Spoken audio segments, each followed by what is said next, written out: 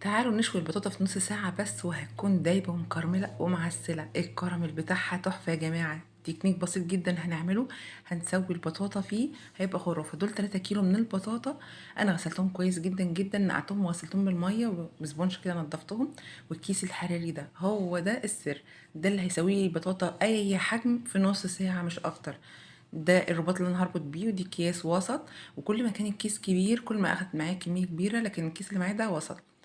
هياخد معايا حوالي كيلو ونص من البطاطا. هقشرها من الطروف كده. كل ما كانت البطاطا غامقه ومن جوه لونها اورنج كده كانت طعمها حلو ومسكره.